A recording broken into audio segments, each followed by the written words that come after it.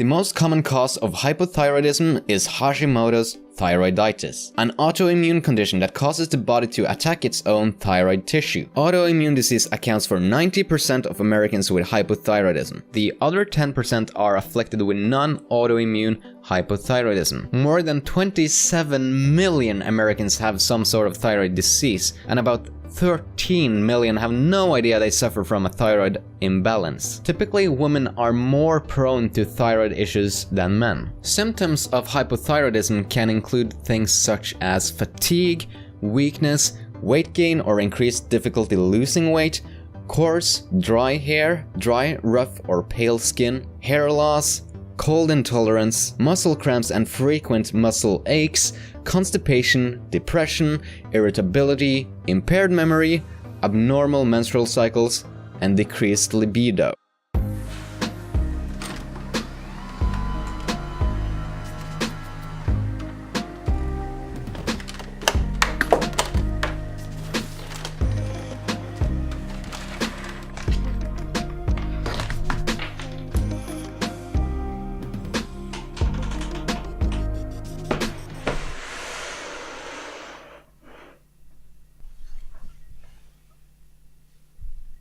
This is a cake. They say you can't have a cake and eat it too. And metaphorically, in many cases, that's very true. You cannot, to take a random example, have a wife and flirt with anyone on the side too. Unless you're sneaky and don't get caught, but even then there's a great chance that it will come back in one way or another and bite you in the ass. However, let's get back to the cake. This is an ordinary cake, and usually you can have a cake and eat it too. Why else would you have the cake? You eat it. I can't do this. And that's also the case for a lot of people like me. Or, technically I can eat it, but if I don't want it to bite me in the ass later, as I mentioned previously, I really shouldn't. Because if you have hypothyroidism, there's a great chance that you are food sensitive.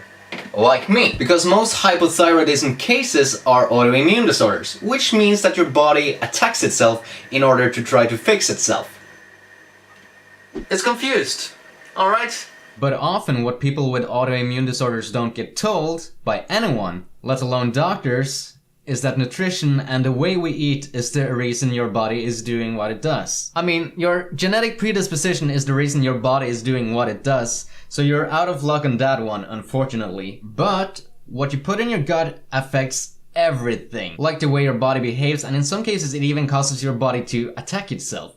And in not so extreme cases, you just don't function optimally, making you feel the way you feel. Whether it be depression, arthritis, psoriasis, inflammatory bowel, Hashimoto's thyroiditis, fatigue, tiredness, or just general inflammation. Now, I'm not saying that you will get cured if you eat all the right things and don't get the medication that you need for your body to function properly with whatever condition you may have. What I'm saying is that if the medication you're taking might not work, that may change if you just eat right or better. But what is better?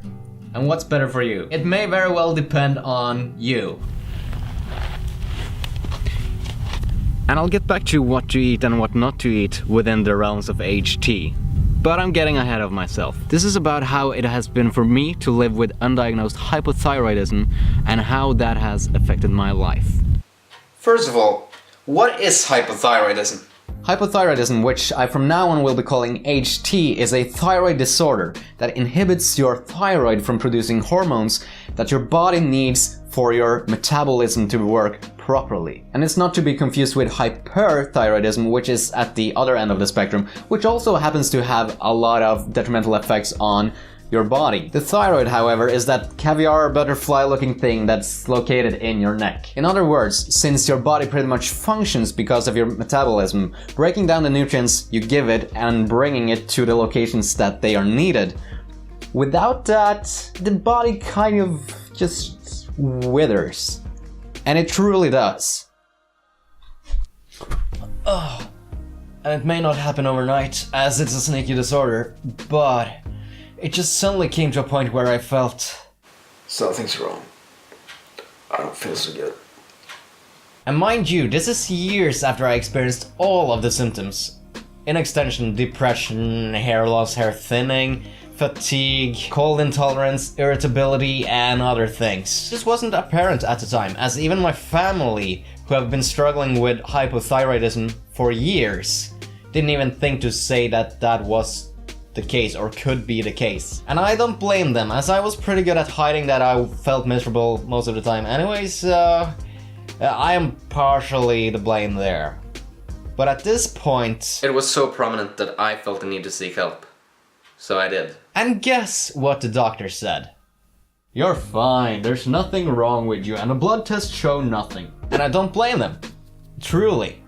I mean, technology and the knowledge around autoimmune disorders and such diseases isn't really vast, to say it like that. I mean, they're still trying to figure this shit out, as well as I wasn't really smart enough to narrow down my own symptoms properly. But if the doctor said, oh yeah, you're susceptible to having hypothyroidism, I'm gonna prescribe a low dosage of medication that might help you, but in the case that it isn't hypothyroidism, you might experience some minor side effects. And if that's the case, you just stop taking them.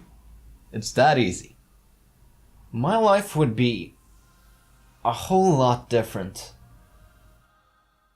Because the next couple of years to come was simply something I can't describe as anything less than hell. Not quite sure exactly when my first signs of hypothyroidism started to take place. I think it was around when I was 12, 14, but I'm honestly not sure if it was, or if it started even before that. But 12, 14 was around when the heftiest of my depression started to take place. And since depression is a common symptom of HT, it makes a lot of sense. I was depressed before that as well, don't get me wrong, but it wasn't as prominent. After getting told by the doctor that everything was fine, I continued with my life as anyone would. But I still felt like shit. And I didn't want to feel that way, so I became obsessed with making myself feel better. And in that process, I started my own home studies of nutrition, exercise, psychology, and anatomy. Simple studies of how the body and mind functions. In that, I dropped all sugar. Liquidized and solid form. And to give some sort of a reference here, before this, I had no problems drinking 1 gallon or 5 liters of soda in one sitting. So for the next 7 years, I consumed a minuscule amount of sugar. It wasn't in anything I drank and anything I ate, pretty much. And I rarely ate out, so I had all the control over all the food. And that helped out in some ways. Most prominently, it was probably shown best in my skin, as my skin cleared out and it looked like my acne had acne. It was that bad. And it also showed a little bit on my energy levels, as I had more energy. But it was far from over. Due to my issues with energy and depression, school didn't really go as planned. I dropped out and started working in kindergarten. Not the best line of work, I know, but finding work can be scarce at times without education. From there, I bought everything I needed in order for me to make myself happy in the ways of my interests at the time, not to mention a probable career path, as everything else actually just made me want to drive off of a cliff. This thing was music. This, you could say, was a passion of mine. And it was sort of the only alternative, as school clearly didn't work out for me. So from working in kindergarten, I went to a alternative school, which is something we have in Norway, which is called a folk high school, which is some kind of school where you put in $10,000 to then either pursue a passion or a line of work or thematic classes. It could be cosplay, it could be music, studio, traveling, fucking, I don't know. It's a 1 or 2 year course where you don't really get any credit for your work. You kind of just get a diploma that you went there, but it doesn't really help out with getting into work because it's not an education, to say it like that. But basically, you can make the year a really good one in terms of the things you learn and just absorb the knowledge, or you can use it as a free year where you're just fucking about and having friends and having fun with them. and making new friends for that matter. I for one took the year to heart and absorbed everything I could because I knew that I wouldn't get that opportunity another place unless I did some hefty schooling, which I wouldn't be able to do. So that was 1 year of meeting new people interested in the same thing as you are, gaining new companionships, friendships, playing weekly concerts, a musical, as well as traveling to New York to get to know each other and film a music video. New world.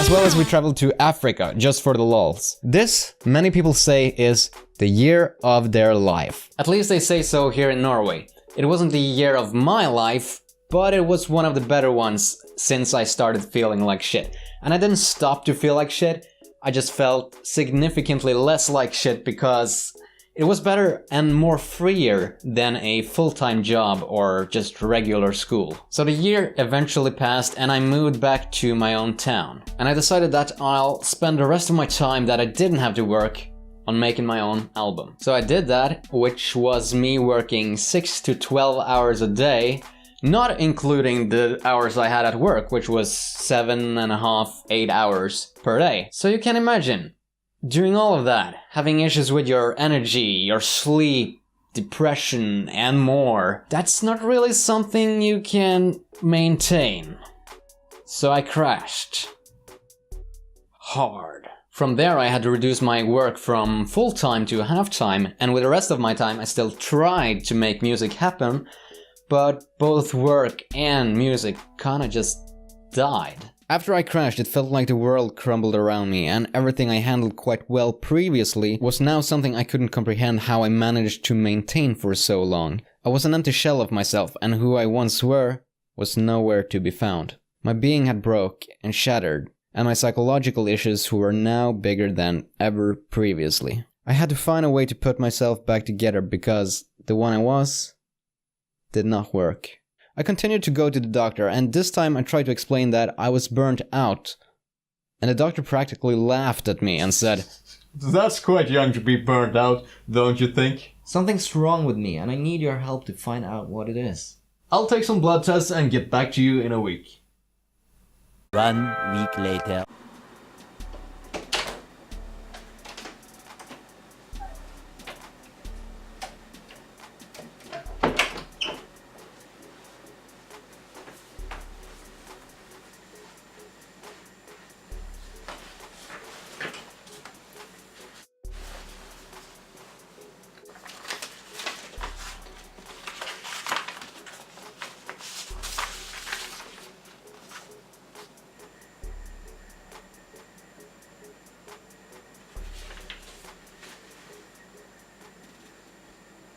"This is where I didn't know what to do."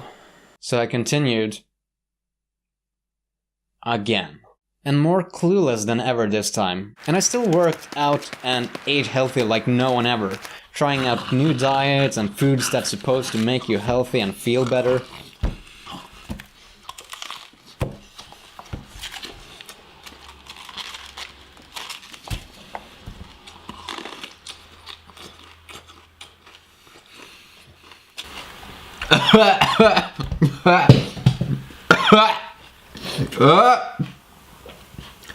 Onions are not good to eat that way. And yeah, during all of this, I kinda had an obsession with energy drinks. More specifically, Red Bull without sugar, or sugar-free even. And if you have HT, you might know that drinking energy drinks is like trying to put out a fire with gasoline. It kinda just... shit just kinda gets way worse, way faster. And the mindset is, I didn't really get energy from anything else I was doing, so why not fuel what you can with what should work, right? Right? Wrong. The results were that my joints started to hurt and my condition was just way worse than it had ever been. At my worst, I had troubles breathing and it was painful in a way that I never had felt pain before. whilst breathing. My lymphatic system also kind of just clogged up from all the bad stuff in the energy drinks that my body couldn't handle, and some of my lymph nodes started growing to a point where they were just bulging out of my chest. I eventually figured out it had to be the energy drinks, so I stopped.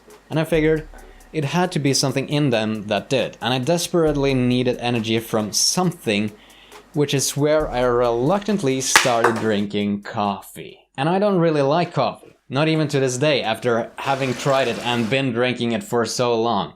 For some reason, it's just like tomatoes. I can't eat it. I can't down it without there being some kind of process involved. And as with tomatoes, I don't have an issue with ketchup. But coffee, I gotta have cream and sugar, or my substitute, which is almond milk and honey, simply because my body don't react well to milk and refined sugar.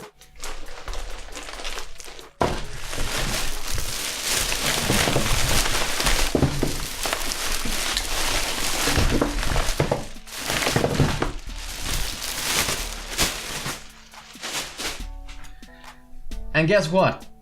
These are all things that you can't consume if you're suffering from HT.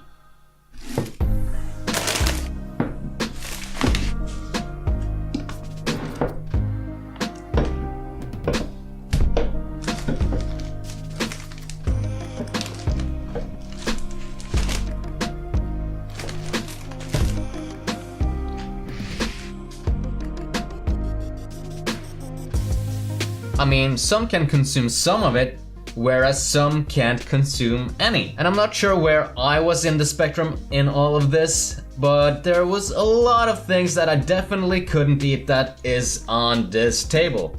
And there's also plenty more that you can't really consume. So either way I went about it, and everything I did, it continued to get worse. My energy continued to drop, and I stopped doing music, simply because I couldn't keep up with it. I couldn't keep up with the one thing I enjoyed most out of everything in this world. The one thing that once gave me so much life, will, strength, and joy. Withered. Just like everything else.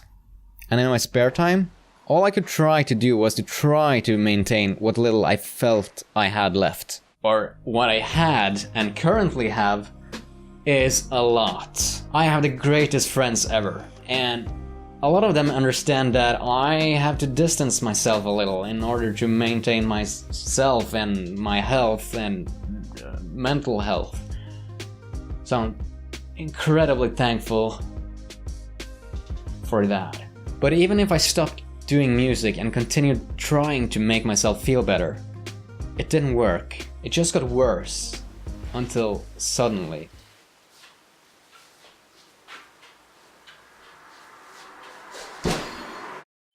I fell flat on my mom's floor and decided that what was going on was enough.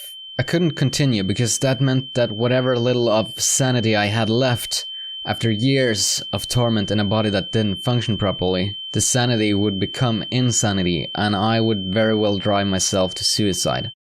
I had a continuous headache that lasted for over a year. My mind was on fire, burning up, withering, and my body was shutting down. I lost hair. My memory sucked, my skin looked awful, my heart hurt, I had constant brain fog, and I started to have symptoms of diabetes, cold limbs and peeing a lot. I went to my doctor and asked to be referred to a psychologist, as the doctors clearly wasn't helping. I eventually came to a social worker, which was... well, it was a social worker which helps you out by trying to implement correct cognitive thinking patterns, which would be very helpful if it wasn't for me actually being quite beyond that, considering the studies I'd done earlier with psychology and so on. And also just plain reasoning, as I've done a lot of that with myself. So I had already gone through this process years ago and implemented everything he said and more. But you know, it wasn't their fault. They didn't know what was wrong with me and they had to establish some kind of ground for them to work with and for me to stand on. He, however, wasn't able to do that. From there, I got moved to multiple other people that clearly didn't listen and sometimes put words in my mouth. And eventually I got stuck with this one guy, and I went on with him for months until I finally figured, dude, please change me over to someone else. I feel like you're not listening to me. and from there, guess what? I got thrown out of the system. Or they actually said that they would change me over to someone else, which you can do because you're able to change your person as long as they have other people that are available for it. But somehow I slipped through the cracks and I wasn't on their lists anymore. So I had to claw my way back in again. And guess what? Didn't work. At first. And when I didn't get any more help from the doctors and none of the people at the psychiatrist's office or clinic, after a long period of not hearing back from them, on one of my worst days, I went up there, I went in, I sat in the hallway, and cried.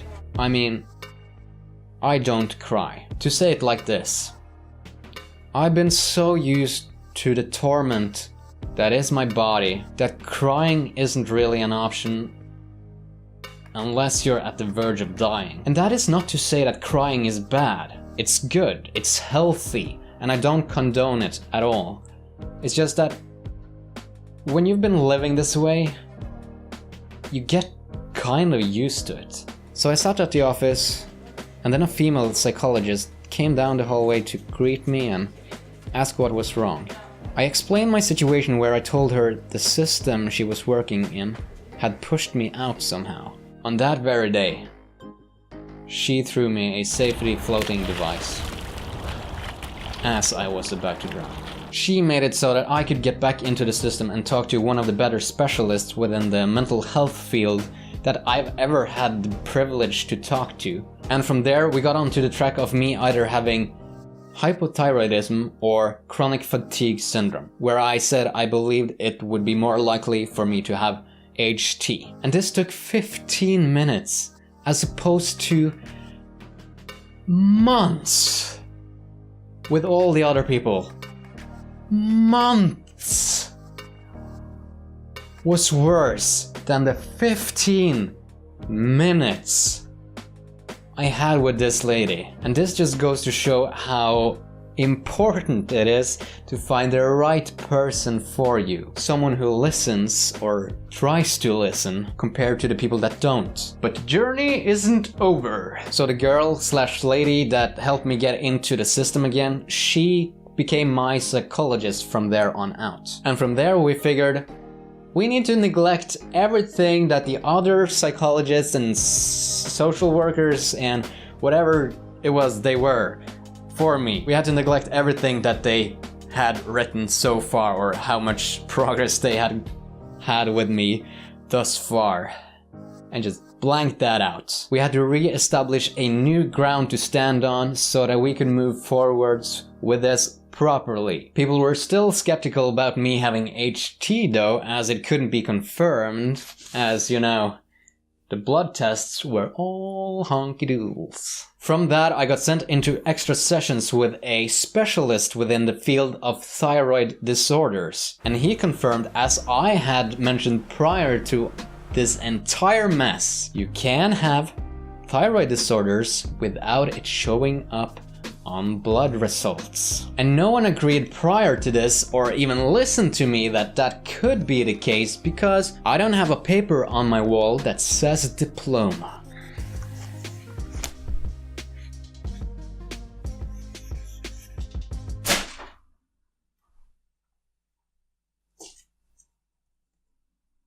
There! Now I have a diploma!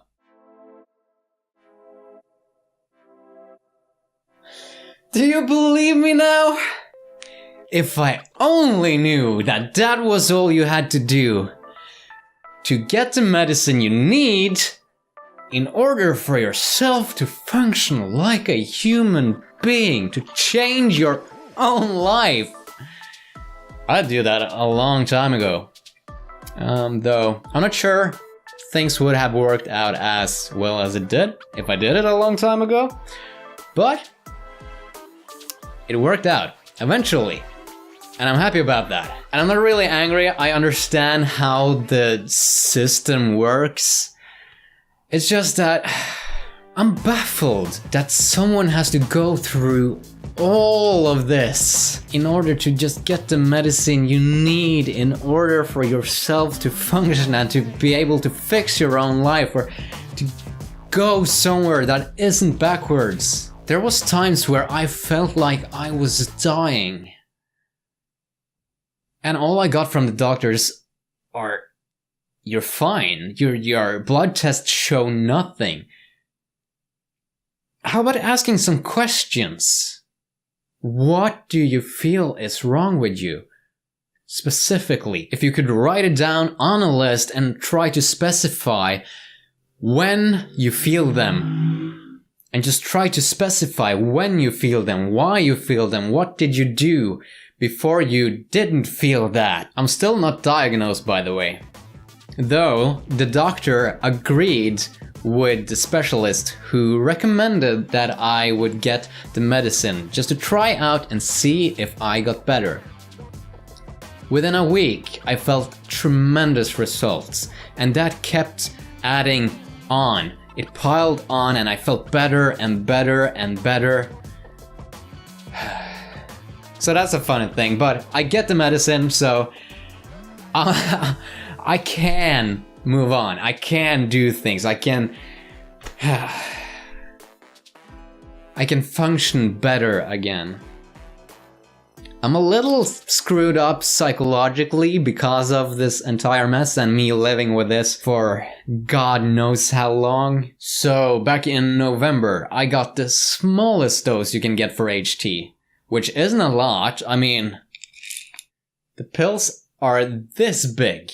That's how big they are. It's insane how big of a difference they actually can make. I can now not sleep 20 hours a day, or 3 times a day even, as that was something I did at one point. And some days I can even wake up without an alarm. I don't have to force myself out of bed some days. I haven't done that since I was 6, I think. If I did that, I can't even remember. And considering the amount of time I've spent in a body that has worked overtime, so to say, I'm nowhere where I once was when it comes to being able to resist and handle the things that the world has to throw at you, aka responsibilities that pushes the limits that I can't withstand yet. But I don't feel like I'm dying anymore. My hair is better, my skin has returned to normal, my headache is gone, and everything seems to be moving forward. And I can't tell you how much it really means to me that despite everyone and everything I've had to go through all of this, that I've still had people who are willing to listen and help. Because with the grand majority out of those people and the situations, it's mostly been downsides. But the upsides has been so strong and so significant. It changes lives. Those few instances that I've been through have changed mine. For me, this is sort of a new beginning. And to the people who hung in there and maybe not always believed in what I had to say or where I came from, but at least was willing to listen. That is the difference between a man making his life and taking his life. And to those, I really want to say thank you. Thank you so much. You really, really make a difference in this world. And that only goes to say for all of you know-it-alls out there that aren't even willing to do that, the simple act of listening. You should really move on to a profession or a line of work where you don't have as much responsibility. you might kill someone someday, if you haven't already. And to those of you who struggle with HT or any other type of condition that might affect your life in a way that this has affected mine, I'm so sorry that you had to go through that. It's not fun. Speaking from a place of experience, but just know that you can get through it in most cases. Some conditions are terribly worse than others, of course, but very often there's a way. And if it's any help at all, please show this video to someone you can convince with it, as in my experience, doctors don't know enough about autoimmune disorders to make any kind of blatant statement without any considerations of how you are feeling or what's happening to you. It's a reason they are researching the crap out of autoimmune disorders and not showing that much progress at all. They're really just making preventative measures, sort of. Also, this was mentioned in the beginning of the video, but a little under half of people who suffer from a thyroid imbalance don't know they suffer from it. Half! That's insane. That's like having 50 people going around without arms, not realizing they don't have arms. It's idiocy. Just think how productive people could be if they had a little bit more energy.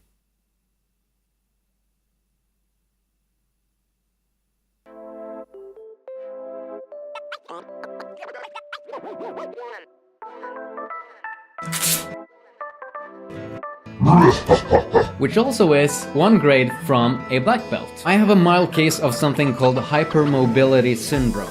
A magician never reveals his secrets. Flagged for nudity. Don't ever come near my children again.